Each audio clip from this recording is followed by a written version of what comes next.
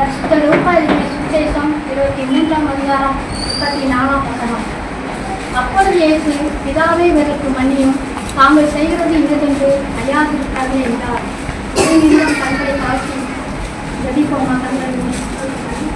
அன்பின் பரலோக பிதாவே, இந்த வேலைக்காக நன்றியோடு இருக்கிறோம்ப்பா.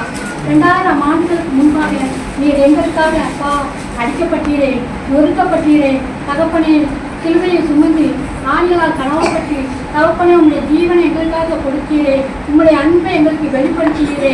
அந்த அன்புக்கு ஈடாக நாங்கள் எண்ணத்தை செய்வோம் தகப்பனே.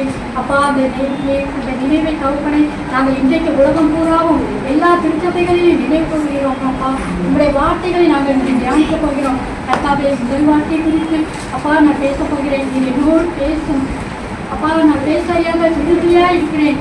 பிதாவின் ஆவியானவர்களோடு பேசுவார் என்று சொல்லியை தகப்பனே, இப்பொழுது நீர் என்னோடு ஆவியானவர் என்னோடு பேசுவீராக.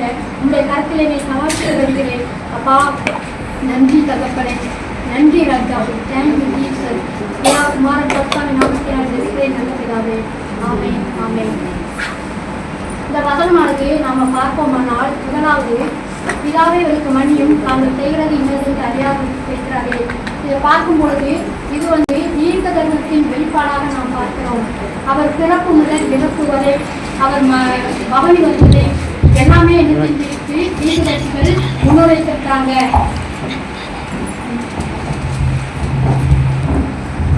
அவர் உயிர்த்தெழுதல் வரைக்கும் எல்லாராலும் தீர்க்கதரிசிகளால முன்னறிவிக்கப்பட்டவைகள் தான் இந்த நிறைவேறி கொண்டிருக்கிறது. அதே போலதான் இந்த வசனமும் முதலாம் அவர் சிலுவையில் தொங்கும் பொழுது கூறிய முதல் வார்த்தை கூடிய தீர்க்கதரிசனத்தின் நிறைவேறுதலாக பார்க்கிறோம். ஏசாயா தீர்க்கதரிசியின் புஸ்தகம் 53ஆம் அதிகாரம் 12ஆம் வசனம் இவ்வாறு கூறுகிறது. பார்த்தீங்கள், ஏசாயா தீர்க்கதரிசியின் புஸ்தகம் 53ஆம் அதிகாரம் 12ஆம் வசனம். அவர் தம்முடைய ஆத்துமாவை மரணத்தில் ஊற்றி அக்கிரமக்காரரில் ஒருவராக எண்ணப்பட்டு அநேகருடைய அக்கிரமக்காருக்காக வேண்டிக் கொண்டது நிமித்தம் அநேகரை பலவான்களை அவர் தமக்கு கொள்ளையாக பகிர்ந்து கொள்வார். இங்கு பார்க்கிறோம், அவர் அக்கிரமக்காரரில் ஒருவராக எண்ணப்பட்டார் என்ற தீர்க்க தரிசனம். அப்படியானால் அக்கிரமக்காரர்கள் யார்? அவரோடு சிலுவையில் அடைப்பட்டவர்கள் தானே. வலது பக்கத்தில் ஒரு கண்ணன், இடது பக்கத்தில் ஒரு கண்ணன், ஆக 2 கண்ணர்கள் இருக்கிறார்கள். வேதம் அவர்களை குற்றவாளி என்று தீர்க்கிறது. அந்த இடத்துல வழிபோக்கத்தில் நிறைய பேர் இருப்பாங்க. அந்த சிலுவைக்கு அறியாத நிறைய பேர் இருப்பாங்க. அவங்களும் பார்த்து இந்த கள்ளங்களை பார்த்து அக்கிரமக்காரர்கள் தான் தீர்மானம் பண்ணியிருப்பாங்க. அப்ப அக்கிரமக்காரர்களுக்கு நடுவில் இயேசு கிறிஸ்து தொங்குறதை பார்த்து இவரும் அக்கிரமக்காரரில் ஒருவரோ அப்படின்னு அவங்க எண்ணிருக்கக்கூடும்.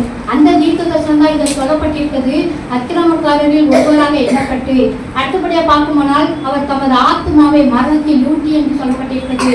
ஆத்மாவை மறந்துவிட்டினால் அவர் கெத்செமனே தோட்டத்தில் ஜெபிப்பதற்கு முன்பாகவே சீசர்களை பார்த்து சொல்றாரு, என் ஆத்மா மரணத்துக்கு ஏதுவான துக்கம் கொண்டிருக்கிறது என்று.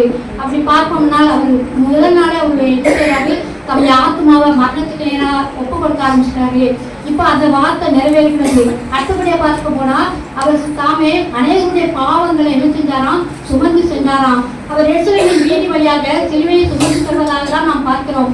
இந்த வசனமானது சொல்லப்பட்டிருக்கிறது, அநேகருடைய பாவங்களை அவர் சுமந்து சென்றார் என்று. அப்படியானால் நம்முடைய பாவங்கள் அக்கிரமங்கள் எல்லாத்தையும் அவர் அந்த இடத்துல சுமந்து செல்வதாக பார்க்கிறோம். அதுக்கப்புறம் பார்க்க போனா அக்கிரமக்காரருக்காக அவர் வேண்டிக் கொண்டார் என்று பார்க்கிறோம். இந்த அவர் எத்தனையோ நேரங்கள் எழுதியிருப்பாரு, தனியா போய் ஜெபிக்கலாம் செஞ்சிருப்பாரு. அப்பெல்லாம் எதற்காக ஜெபித்தார், எப்படி ஜெபித்தார் என்று வேதத்தில் எழுதப்படவில்லை. ஆனால் இந்த வசனம் சொல்லப்படுகிறது, அவர் அக்கிரமக்காரருக்காக வேண்டிக் கொண்டாராம். யார் இந்த அக்கிரமக்காரர்கள்? அவரை சிலுவையில் அடித்தவர்கள் தானே. அவருடைய வஸ்திரத்தை அந்த இடத்துல சீட்டு போட்டு பங்கிட்டு கொண்டவர்கள் தானே. இவர்கள் எல்லாம் அவருடைய பாவைக்கு நம்முடைய பாவைக்கும் தேவனுடைய பாவைக்கும் இவர்கள் என்ன யாரு? அக்கிரமக்காரர்கள் தான். அவரை கை கால ஆண்களை அடிக்கிறாங்க, முக்கரையில சுட்டுறாங்க, 1 முறை 40 அடிகள் வாரினால அடிக்கிறாங்க. அப்பெல்லாம் இவர் என்ன செய்வாரு, இவர்கள் அறியாம செய்துட்டாங்கன்னு சொல்லி பிதாவினத்தில் பரிந்து பேசி கொண்டிருப்பாரு. நாமும் கூட இன்னைக்கு வேதத்தில் சொல்லிக்கிறோம், உங்களை நிந்திக்கிறவர்களுக்காகவும் உங்களை துன்பப்படுத்துகிறவர்களுக்காகவும் வேண்டிக் கொள்ளுங்கள் என்று. நாம நம்முடைய ஜெபம் எப்படிப்பட்டதா இருக்கிறது? காலையில இருந்தோம்னா எப்படி ஜெபிப்போம்? நம்முடைய குடும்பத்துக்காக, நம்முடைய சொந்த பந்தத்துக்காக, நம்முடைய உறவின் முறைகளுக்காக, இப்படிப்பட்டவங்களுக்காக ஜெபிப்போம். ஆண்டவர்கிட்ட ஆசீர்வாதத்திற்காகவே நம்ம வேண்டிக் கொள்வோம். ஆனா தேவன் இங்க சொல்றாரு, உங்களை நிந்திக்கிறவர்களுக்காகவும் உங்களை துன்பப்படுத்துகிறவர்களுக்காகவும் ஜெபம் பண்ணுங்கள் என்று சொல்கிறார்கள். அதை பார்த்து பிதாவும் ஆண்டவர் என்ன செய்கிறார்? சிலுவையில அதை தான் கற்றுத் தருகிறார். அக்கிரமத்திற்காக அவர் வேண்டிக் கொண்டாராம். எப்படி வேண்டிக் கொண்டார்? இவர்கள் பாவம் தெரியாம செய்துட்டாங்கப்பா அப்படின்னு சொல்லி வேண்டிக் கொண்டாராம். சில பாவங்கள் நம்ம ஒருத்தங்க நம்மளை வந்து காயப்படுத்திட்டாங்க, அடிச்சுட்டாங்கன்னா நம்ம என்ன செய்வோம்? அவங்களுக்காக வேண்டிக் கொள்வோமா? வேண்டிக் கொள்ள மாட்டோம். அவங்க வந்து எப்படியாவது அவங்க பழிவாங்கன்னு தான் நினைப்போம். அவங்க செய்த தவறை நம்ம என்ன செய்ய மாட்டோம்? மன்னிக்க மாட்டோம். ஆனா இந்த ஆண்டவர் என்ன சொல்லுகிறார்? இந்த வேலையில அக்கிரமங்களை என்ன செய்யணுமா?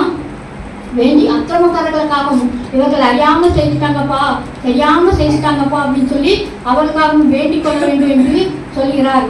அடுத்தபடியாக நம்ம பார்ப்போம்னால் இந்த வசனத்தை ஆராய்ந்து பார்ப்போம்னால் இது ஒரு ஜெபமாக கருதப்படுகிறது. இயேசு கிறிஸ்து பல நேரங்களில் ஜெபித்தார்.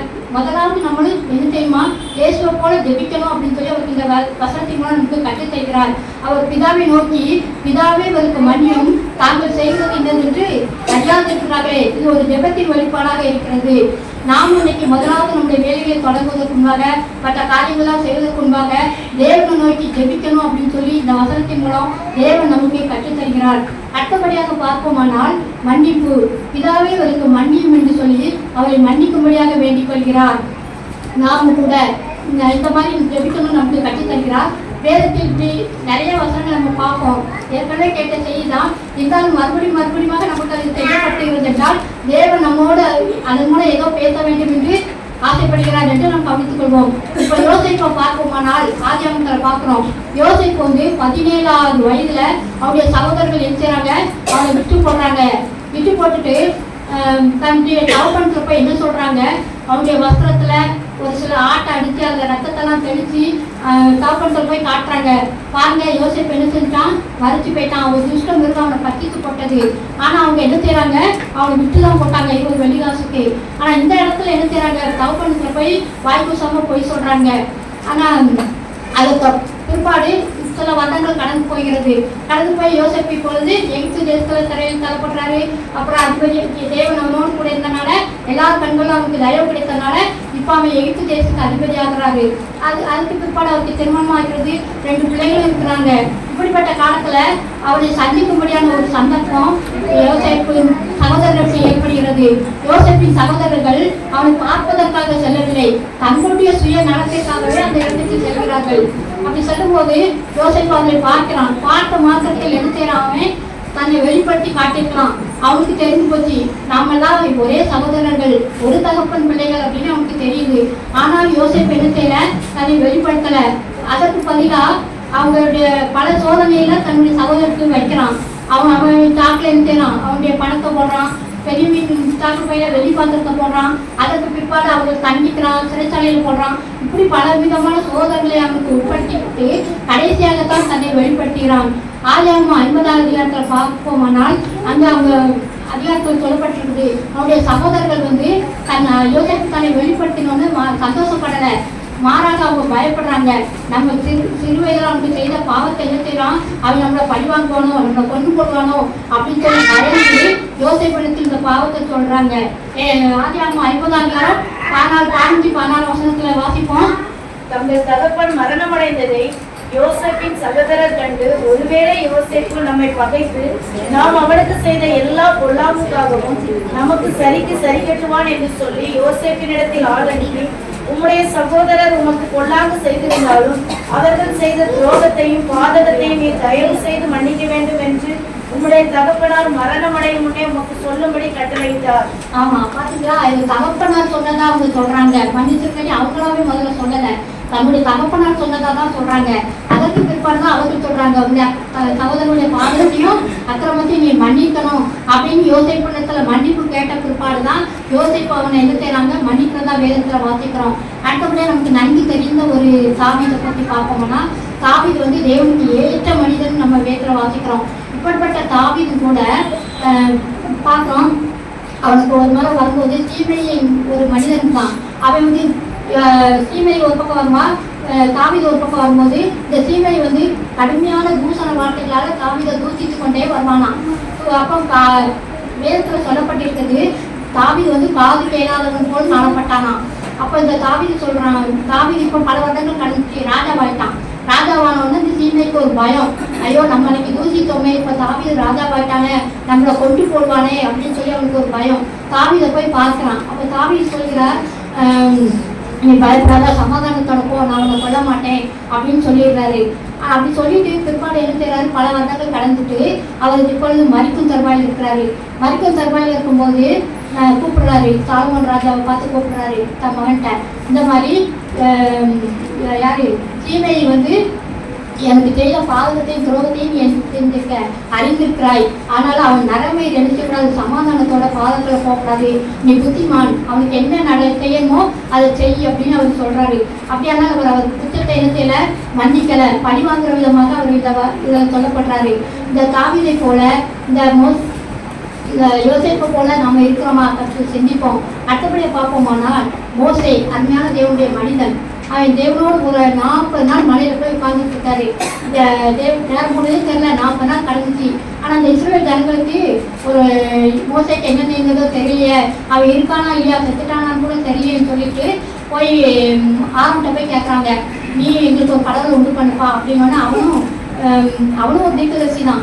ஆனாலும் அவர் ஜனங்களுடைய சத்தத்துக்கு கீழ்ப்படிந்து அவருக்கு ஒரு கண்டுபிடிப்பை உருவாக்கி கொடுக்குறாங்க. அவங்க வந்து ஆடல் பாடல் கொண்டாட்டத்தோட அதை என்ன செய்றாங்க, சந்தோஷமா கொண்டாடுறாங்க. இந்த சத்தம் மோசை காதில துணிக்கிறது. மோசைக்கு பயங்கரமான கோபம், ஐயோ இந்த ஜனங்கள் இப்படி பண்ணிட்டாங்களே அப்படின்னு சொல்லி பயங்கரமான கோபம் வருது. கோபம் வரும்போது அவன் தேவனால் எழுதப்பட்ட ஒரு கற்பலகை, தேவனால உருவாக்கப்பட்ட ஒரு கற்பலகை அவன் கையில் இருக்கிறது.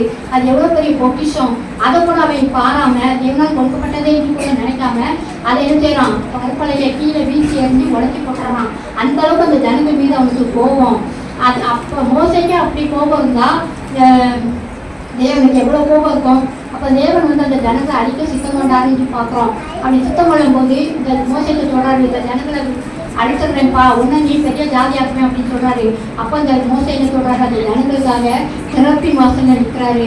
ஆண்டவரே அவங்க மன்னிங்க, அவங்க செய்த பாதகத்தை நினைக்க கூடாது இசப்பா, கடவுளே நீ அவங்க மன்னிங்க அப்படின்னு சொல்லி மோசை என்ன சொல்றாரு, அவருக்காக இல்லாவிட்டா என்னுடைய ஜீவத்தை என் பேரை கிழித்து போடுங்க அப்படின்னு எவ்வளவு ஆண்டவர்கிட்ட ஒரு பவ்யமான ஒரு ஜெபத்தை ஏறெடுக்கிறாரு. ஆண்டவர் அந்த சத்தத்துக்கு கீழ்ப்படுகிறாரு. அதே போல மோசை போல நம்ம ஜெபிக்கிறோமா இந்த நாள்ல, மற்றவர்களுக்காக பரிந்து பேசுகிறோமா என்பதை நாம் தியானிப்போம். கடைசியா பார்த்தா ஸ்தேவான் ஒரு அருமையான தெய்வ மனிதன் இருந்தாரு. இந்த தெய்வ மனிதனை பார்க்கும் பொழுது வாயும் செய்யவும் வல்லமையில தீர்க்கதரிசின்னு எழுதப்பட்டிருக்கு. இந்த தீர்க்கதரிசியை மக்களுக்கு பிடிக்கல, அவன் மேல கல்லெறிஞ்சி கொள்றாங்க. அப்படி கொல்லும் போது அவர் சாகிற தருவாயில வானத்தை பார்க்கிறாரு. வானத்துல ஆண்டவர் தோண்டி நிற்கிறாரு, அவருக்கு சந்தோஷம். அப்பவும் அவர் மேல கல்லெறியும் போது அவர் சொல்றாரு, இதாவே இவருடைய பாவத்தை இவருக்கு என்ன செய்யக்கூடாது, சுமத்தாதேரும், இவர் மேல இவங்க பாவத்தை சுமத்தாதேரும், அப்படியானா இவங்க பாவத்தை மன்னிச்சிருங்க அப்படின்னு சொல்லி அவனுக்காக மன்னிப்பு கோருகிற ஒரு ஜெபமாக பார்க்கிறோம். இன்னைக்கு நாமளும் இதே போலதான் நம்மளை ஆராய்ந்து பார்ப்போம். யாராவது ஒருத்தங்க நம்மளை நிந்திச்சுட்டாங்க, தூசிட்டாங்க அப்படின்னு சொன்னா நம்ம என்ன செய்யறோம், மன்னிக்கிறோம். சரிப்பா நான் உன்னை மன்னிச்சிட்டேன் போ அப்படின்னு சொல்லிடுறோம். ஆனா அதை மறக்கிறோமா? தேவன் மறன் சொல்லியிருக்கிறாரு. என்ன சொல்லியிருக்கிறாரு, உங்கள் பாவங்களை இனி நான் நினையாதிருப்பேன். மன்னிக்கிற தேவன் தான், தேவன் நான் மன்னிப்பேன்னு சொல்லியிருக்காரு. கடைசியில் உங்கள் பாவங்களை நான் நினையாதிருப்பேன்னு சொல்லியிருக்கிறாரு. அப்படின்னா நாம என்ன செய்யணும், இன்னைக்கு நம்ம வாழ்க்கையில யாராவது ஒருவர் நமக்கு அப்படி செய்த தீங்க நம்ம இன்னும் மனசுல வச்சுட்டு தான் இருப்போம். தேவன் பேசி கொண்டிருக்கிறார், இருக்கு, கண்டிப்பா இருக்கு. யாரோ ஒருத்தர் நமக்கு இந்த மாதிரி உன்னோட அவமானப்படுத்திட்டாங்களே, நிந்திச்சிட்டாங்களே, தூசிட்டாங்களே, ஏன் அடிக்க கூட செஞ்சுட்டாங்களே, அவங்கள நம்ம மன்னிப்போமா, மன்னிச்சிட்டோம் அப்படின்னு சொல்றோம். ஆனா இன்னும் 4 பேர்ட்ட போய் அவ அன்னைக்கு செய்தான்ல அதை என்னால மறக்க முடியல.